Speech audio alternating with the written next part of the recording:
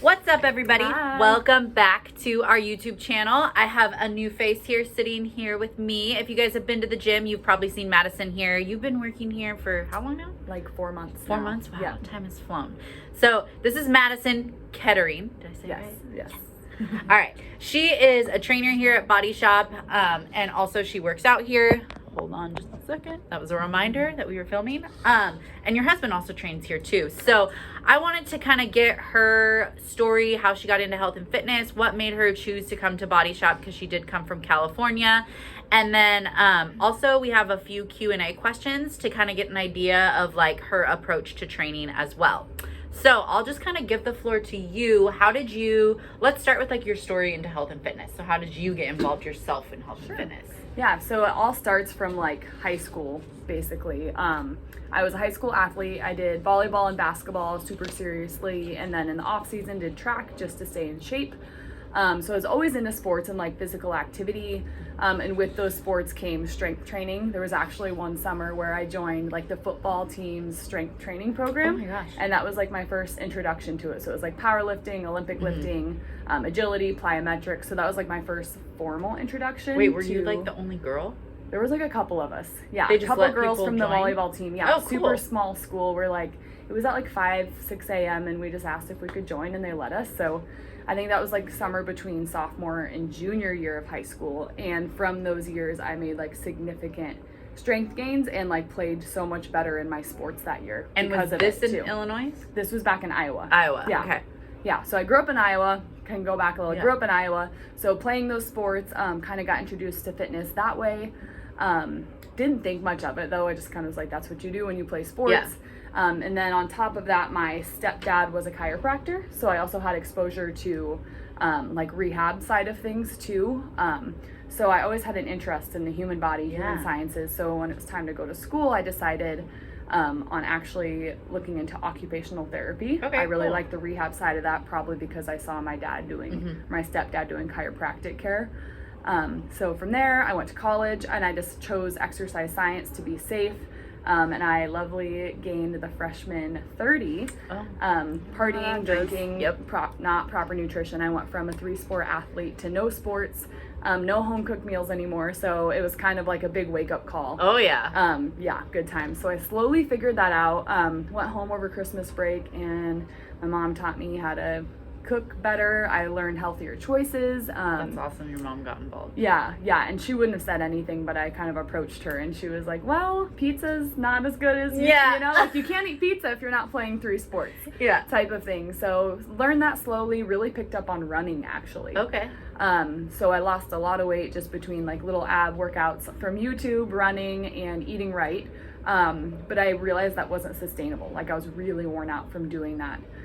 So I From the running, or do you think your caloric intake was like that too too low? that Okay. too. So I learned like the importance of proper nutrition. Yeah. I leaned into strength training a little more once I went back to school my sophomore year of college, and learned that the strength training, the proper nutrition, and really fueling yourself is the key, like building some muscle. Yeah. So I went from like losing that whole freshman 30 and getting Wow. like really small to like gaining some lean muscle back and feeling energized, Not more being sustainable. stringy. Exactly. Yeah. All of those things. Getting some shape. Yeah, so from there, combined with like studying exercise science and then going through my own experience, I really fell in love with the idea of strength training and personal training and realized I wanted to go that route instead of occupational therapy. Yeah.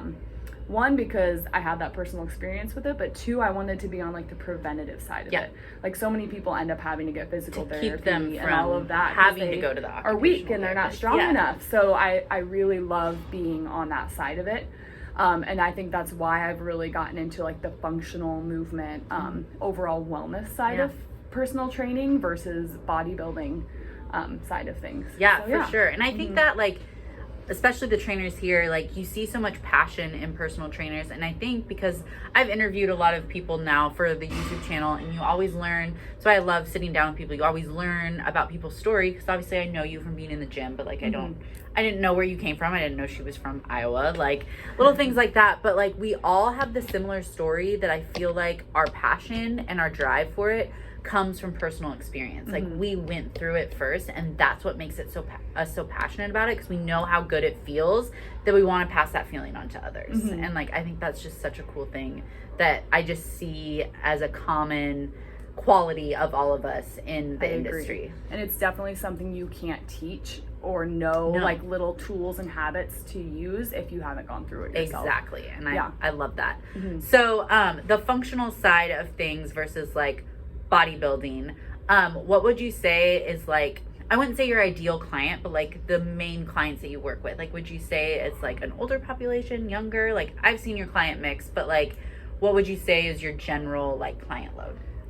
That's a good question, because I am kind of all over Yeah. the board. I've literally trained people like as young as 14 years old to my oldest client back in California when I was living there for a while, being 83 years old. Yeah. So like full end of the spectrum, but I would say out of all those people, my favorite are the ones with orthopedic concerns. Okay. And just general lifestyle habits that aren't giving them what they need in life.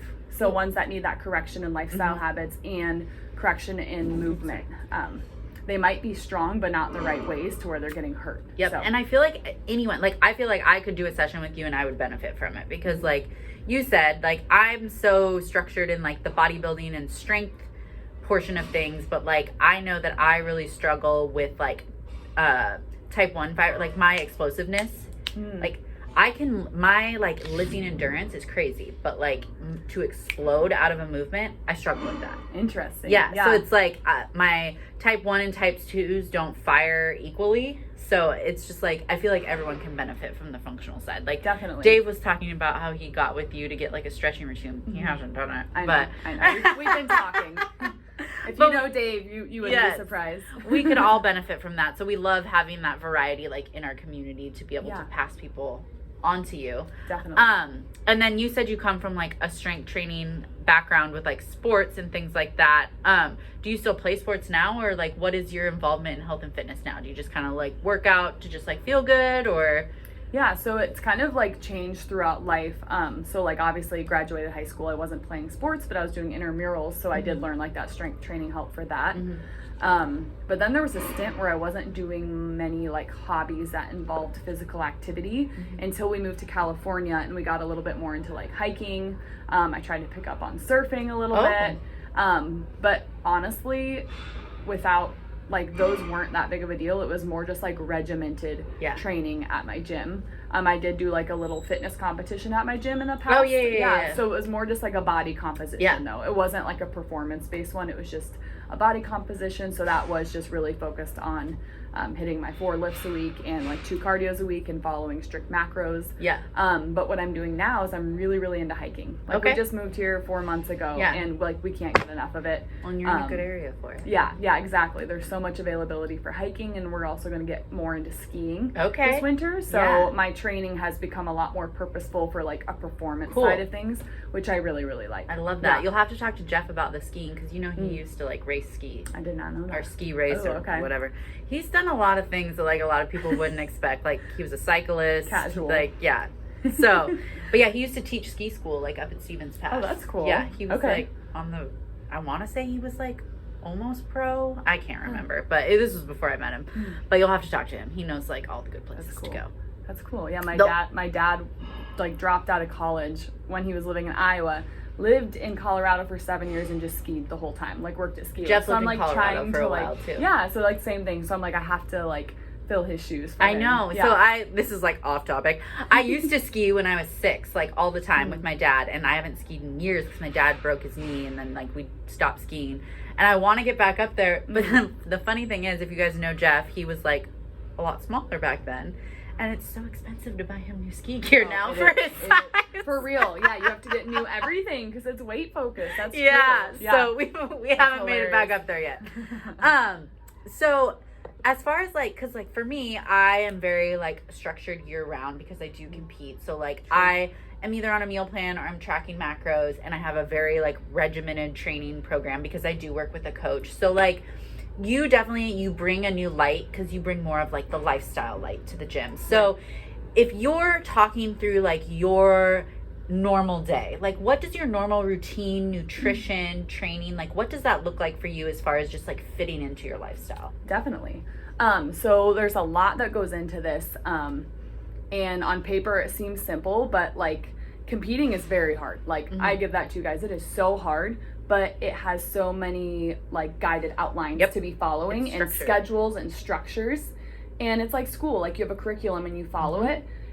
Not having that takes a lot of discipline. So I was just gonna say, like, it's discipline to follow what you're doing, but what I am, it's like discipline to stick to what you really want and what makes you the most happy. And it's so easy to like be influenced one way or the other, like misdirected. For example, when I started here, it's mainly a bodybuilding gym, and I found myself like wanting to follow that lifestyle that everyone was living here for bodybuilding, and I'm like, what am I doing this for? That's not what I'm not stepping that's on not stage, what I enjoy. and it doesn't make me happy. So the source is like looking at wellness, like all of the things. So are you hormonally happy? Are you sleeping? Are your friendships lasting? Are you focused throughout the day? All those things that like impact a healthy lifestyle, and like you think of what you really want in your life. And then living a life that's reflective of that. So for me, if I don't sleep, things fall apart. Like that's the key for me for everything. And it happens to be for most people. Like we all know sleep that. is so key. Like I have to push that on people. Like they're like, oh, I just need 4 hours. I'm like, but do you really? Like, do you know what it actually feels like to sleep 8 hours and what your body will do when you give it that sleep? Yeah. Like so many people just adjust to like basically feeling like, excuse my language, like shit, that they forget what it feels like. And I'm like, sometimes in prep, I'll be like, oh, I don't really feel that bad when I'm like deep in prep. And then when you get out and you're like eating again and fueling your body and fueling your lifts, you're like, oh man, I really did feel like shit. Like you don't realize because you just adapt what what is normal to you. And that's hard. So yeah, that's like lifestyle for me is like continuously striving to feel as optimal as you can. Love that. And you don't know that until you like push yourself a little bit more. And optimal in all areas of life. So fitness is one thing, and I have like this stupid quote. I'm like, the biggest thing holding me back from like reaching my ideal perfect physique is my happiness. I love that. Because I know I'm capable of it. I've done it before, but I definitely was lacking in like my sleep quality, my hormone levels, my social life. So for me, like I have to accept that it can't be one extreme or the next. It has to be this well-rounded thing.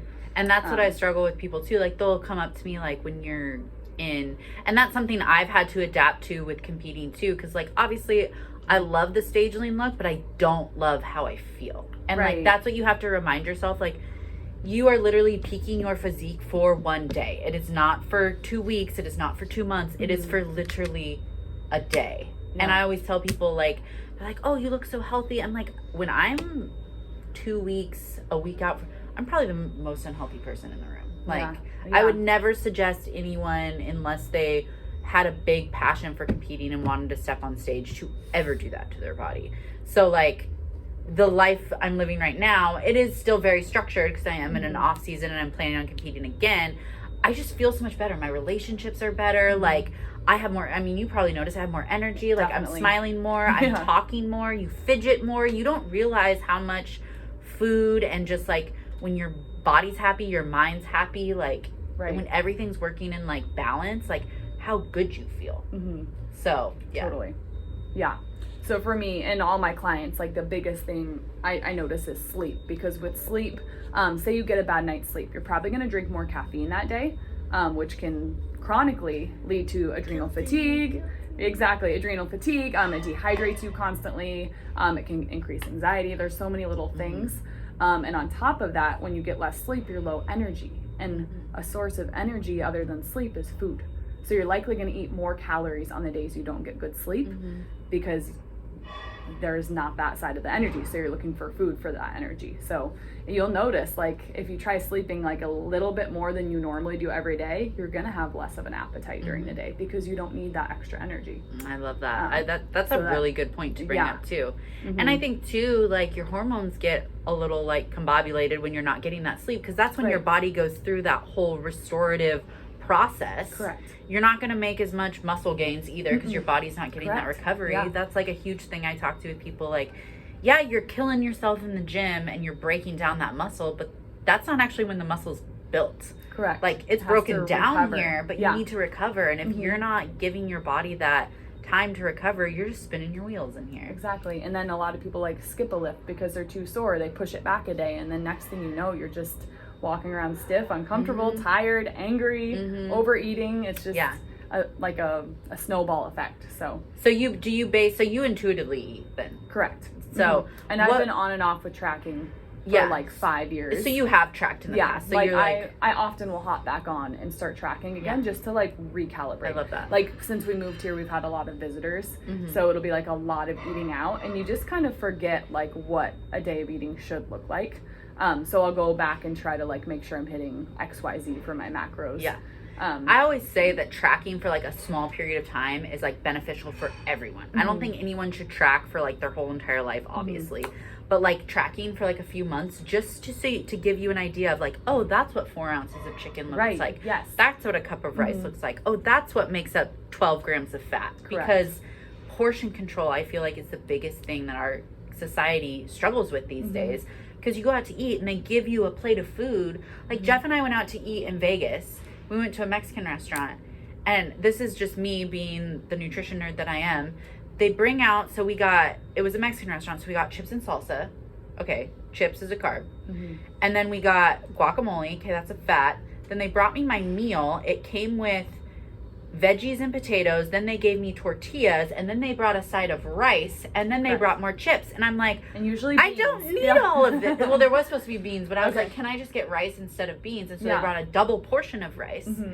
And I was literally sitting there with Jeff. I was like, I sounded like such like fitness nerd, but I'm like, I don't need all of these carbs. So I like had them take the rice back. I told them I didn't need the tortillas because I was like, I'd rather eat chips if I'm gonna pick a carb. Exactly. Like, so you just like, you forget what a normal portion is supposed to look like to fuel your body. And a lot of people give the food the bad name. It's not the food that you're eating, it's the amount of food you're eating. Correct. Most of the time. So usually so the intuitive thing, and that's something that like I haven't gotten to the point of doing yet because I still have been competing. But I do think of the day that I won't have an app in front of me and I'm like, it's a lot harder than be tracking. I bet it's gonna be stressful for me at first. It's very stressful. I'm obviously like, it's a different kind of addiction, but like I just grab my phone. It's like it's just a habit. Like your phone eats first, kind of. Like you have to put it in, make sure you know what you have, and then go from there. And then like sometimes I like double check. I'm like, oh, is that what I put in? Like, so it's a whole different level of discipline. And I definitely think it's something to like taper off if there's anyone like looking to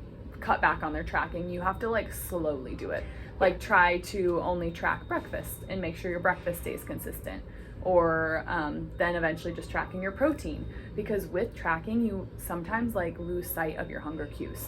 1,000%. As a competitor for sure too, and I've been there. Like 1,000%. you forget like when you should eat, or like you're like, am I hungry right now? Am I not? But like as a competitor or someone that is really seriously tracking, trying to cut, you have to ignore those hunger cues. Yep. And so when then you become intuitive, you're like, okay, am I eating too much? Like, am I over hungry all the time? You're like, it's been 3 hours. I'm supposed to eat, but am I hungry? Well, I don't know. Like, so that's a whole, like you said, a whole different level of discipline. And I know you, you're like, I'm not a nutritionist, but what would be like your 3 top tips for someone that maybe they haven't tracked in the past and they are eating intuitively, or there's someone that wants to move into intuitive eating? Like, what would you say like 3 simple rules would be when they're like building their meals for the day? Like, eat every certain amount of time, or do you eat like a certain amount of protein at every meal? Is there any rules that you follow? I would say if you're living alone, it's one thing, but if you're living with other people, like you live with Jeff, try to align your eating timing with the people you're living your life with and eating meals with, for starters. So say, for example, you're someone that only eats 3 meals a day, which usually people eat like 3 meals, a couple snacks, depending. But say you're someone that eats 3 meals a day, think about how you, like what tracking would look like: a carb, a protein, and a fat. Good amount of protein. You can think of like measurements, like a deck of cards is about 4 ounces. So if you're training a lot, building a lot of muscle, you might need like 1.5 to 2 decks of cards per meal type of thing. I think for a fat serving, always like a dollop type of serving, and a carb around like a half cup to a cup. I was gonna say, do you ever do like the fist? Right, palm, just kind of like, an eyeball. And like, what is it, thumb for thumb fat? is Yeah, fat. so like that's a dollop And I think serving. this is a carb, and then this is protein. Correct. Yeah. Yeah. I mean, that's probably a little small for someone. Like, Mhm. my protein servings are definitely bigger than that. Yeah, But it's hard knowing if you've never tracked. yeah. Like I would say, if you've never done anything with nutrition and you want to get into intuitive, you should track first. 100%. Learn what those portions look like for you in a day, and then slowly work on eyeballing it. Yep. Like for a while, I would like play a game. Like I would eat the meat. I would measure all of it out to know how much it was in weight, like with my food scale. Yeah. And then I would track it After you ate. and be like, that's oh, good. Yeah. okay, now I know. I did like hit you it. kind of challenge yourself, or Yeah. like you play that guessing game with it. And I think something to remember too, like if you're living with people and there's like food ready and you just like serve it on your plate, always remember you can go back. Yes. That's what people make the mistake of. Like when you track macros, you usually portion it out perfectly and you clean your plate. Yep. And that's like a problem a lot of people have then when they go into intuitive eating, they'll overload their plate and clean it because they don't know their hunger Yep. and full cues. So always remember, load your plate with what you think nice portions look like, even if you think it looks like it's on the low end. Eat, take your time, and see how you Give feel. yourself a few minutes after you finish. Yeah. Let it hit your Like system. a big thing, and a lot of competitors probably already do this for bloating. Chew your food. Yes. Like 20 to 30 chews per food. Yes. And I'm guilty of it all the time. Like Oh, early yeah. morning, I always do oatmeal in the morning. If I'm in a hurry or if I have stuff on my mind, I'm like, I don't even remember that I just ate that. Because Oh, yeah. I'm just like going. So Well, and- really being more mindful, no distractions when Yes. you're eating is a huge way I was just to going to say, don't pay eat more stressed. attention to your hunger, fullness cues. Yeah. Yes, I love that. And Mhm. I've always heard too, like, put your fork down in between bites Right. too. Like, you don't have Take to a drink of constantly be water. putting the fork to your mouth. It can Mhm. go down. Mm-hmm. Like, just like in workouts, rest periods are important. Right. During eating, rest periods are important. Like, Right. and I've also heard too, like, not drinking, because a lot of people will be like, drink water to help fill up, but that can disrupt your digestion too. Definitely. Yeah. Like you want to know what full actually feels Yeah. like, not that your stomach's just like volume full. Yeah, like full Right. of air. Mm-hmm. Awesome. I love Yeah. that. And then as far as we had a few questions. Do you have the Yeah. questions over here? We're going to go into a little Q&A since we kind of started. Let's see here. We could talk more about like training, like movement stuff. Yeah. Maybe. Like a lot of times I get a question, is that one cool? Yeah, let's do that because Um, this is kind of your specialty, and I feel like Right. this is where a lot of people lack. So Mhm. I think touching on this, like, so the question is flexibility versus mobility and how that would affect people's strength training. Yes. So a lot of people call it the same thing. Like they'll try to touch their toes and be like, wow, I have no mobility. Well, that's more so flexibility to like stretch a muscle. Mhm. So you think mobility versus flexibility is like flexibility is where you can pull a stretch to. So say you're laying flat on your back and someone like pulls your leg up to stretch your hamstring. As far as they can push it to is your flexibility. Say that person goes away and you just lift your leg as high as you can in that same direction, that's your mobility. And most people's flexibility is about, or their mobility is only about 30% of their flexibility, and it's actually supposed to be at least 80%. So flexibility is more of a forced stretch, where Correct. mobility Passive is versus what active stretch. your body can do naturally Correct. on its own. Correct. So you think of like a squat, and I won't get up to do this, but you can visualize it. Think of what's happening with your knees. Like both of your knees are coming, like you're sitting down into it. But if you stood on one leg and put that knee in that same motion that it goes through in a squat, think how high you could pull your knee up. Mhm. That's only the depth you should get into for a squat. Does that make Yeah, sense no, too? totally. And most people go lower than what they're capable of. So during that squat, you're transitioning from using your muscles in that lowering portion. You pass your mobility point, you're just loading your joints at that point Yeah, and putting yourself at risk. Yeah. So I train people to only work within their mobility range. And on You and top Dom of, are very similar in correct, that. Yeah. correct. So I've been implementing a lot of like controlled articulated rotations with people and general mobility things to increase those ranges of motion. Like that's my main purpose with training with people. Obviously they're going to burn calories and build muscle training, but I will never let them go past their points of mobility. And then, so how would you differentiate that? And maybe it's very similar because, like, I talk a lot to my clients about dynamic versus static. So, like, lots of dynamic movements pre-workout, save the static for post because you Yeah. don't want to overstretch the muscles. So would you say that differs from flexibility versus mobility, or are they kind of similar in that aspect? I think dynamic stretches are great pre-workout because it activates that movement pattern and those muscles that pull that joint in that direction. But I also think a little bit of flexibility, like stretching pre-workout, is okay.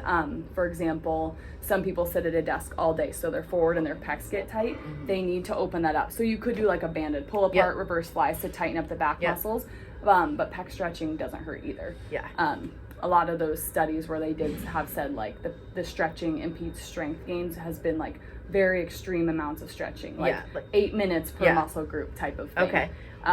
What would varies. What would be like if you could come up with your favorite like upper body and then lower body, like 3 movements to warm up your body that you could tell people to do like pre-workout, what would be your 3 favorite? 100%. So lower body, always a standing hip car. So it's a controlled articular rotation. Where you're like driving your knee up, twisting your foot out, and like wrapping it around. I've seen it where people will put the foam roller and like you have to go over the foam roller. So it's like a big hip circle, activating the glute, putting that hip joint through its full range of motion. I love that one because it activates the glute. It teaches the stabilizers on the grounded leg, like for balance and stability, to light up. It works your core because you're learning to keep your pelvis in position. Posture, because you're keeping a perfect posture the whole time, and just overall body awareness. Love it. So that's the lower body one. Upper body warm up, definitely something for most people that like helps open the chest and helps promote shoulder blade movement. So one could be like a forward lunge with thoracic rotation. So you're kind of like hands are inside, one foot's forward, the other foot's lunged back, and you're like rotating yourself open, opening up your chest. Thoracic rotation is like, so I worked at a desk for 12 years, and like I was so just like this that it caused a lot of gut issues actually, because I was so just like compacted. And so thoracic mobility was a lot of the stuff that I like focused on when I was going through like rehabilitation from that. And I actually like, because if you don't know bodybuilding, they do heights for like our classes in my division. I actually went up a division. Did you? Because I was like measuring like 5'3", and now I'm like 5'4" and a quarter. Wow. Because I just stand so much taller. Wow. Yeah. That's really cool. Yeah. So. Yeah.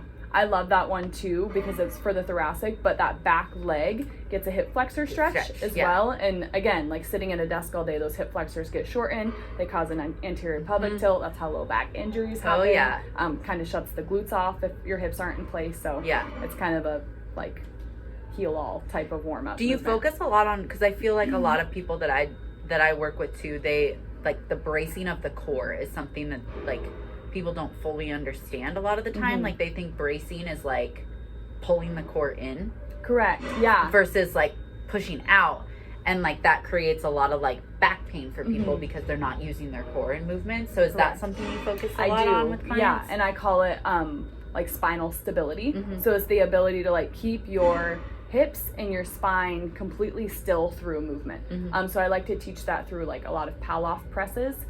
So you're standing in place and like pressing something forward while keeping your body completely still. Cables or bands for that? Cables, bands, it depends on the person. And then I like to do like dead bugs, supine leg lowering, things like that. You're laying on your back, moving your limbs while keeping that spine completely still as well. So I training use that those TVA a little bit. Yes. I love that.